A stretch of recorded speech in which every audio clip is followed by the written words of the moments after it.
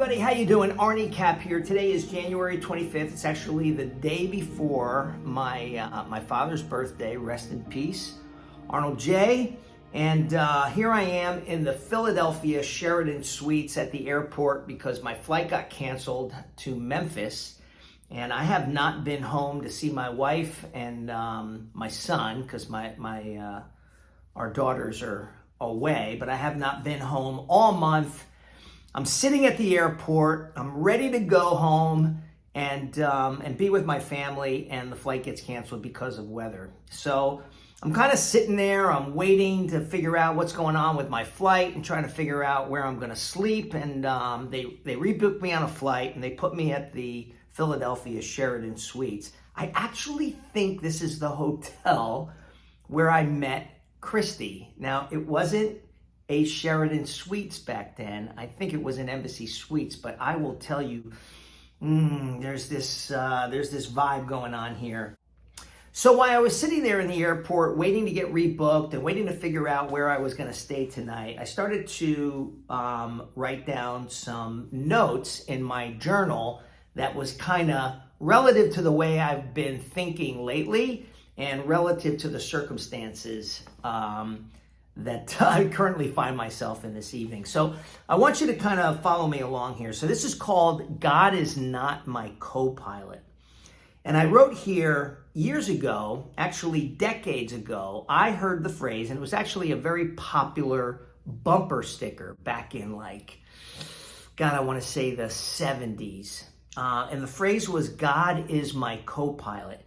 And at the time, it was this great go-to phrase that kind of described a person's relationship with God, their particular relationship with God, that he's there to help guide you through your journey, right? So that sounds really comforting. And I remember being all, pumped up about that phrase.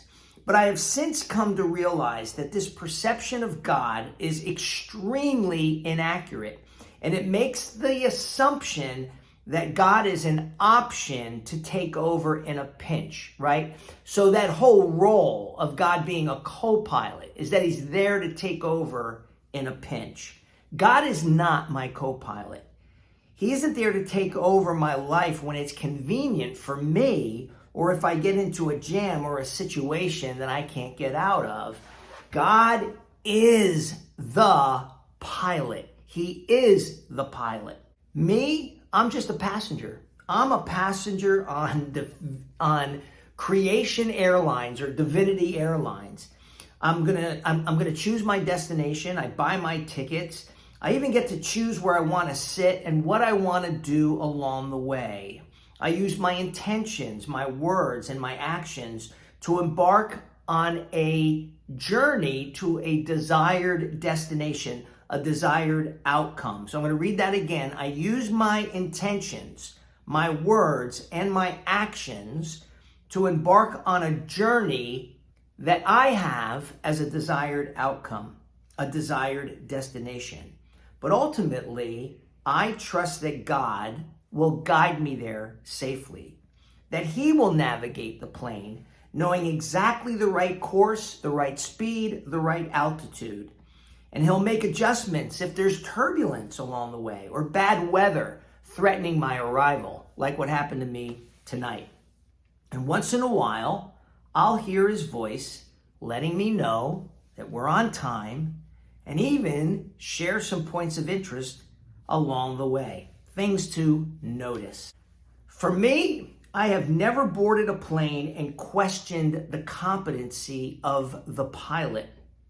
I get on this giant metal tube that's traveling through space and time using the laws of physics and the laws of gravity that I have no earthly comprehension of, and we are 30,000 feet in the air, and I never once questioned that the person who is responsible for completing a safe and successful journey is equipped to do so. My faith is in the competency of the pilot. And that, my friends, is faith. It is trust.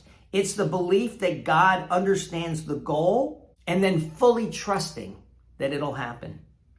So let God take the responsibility of piloting the desires of your heart.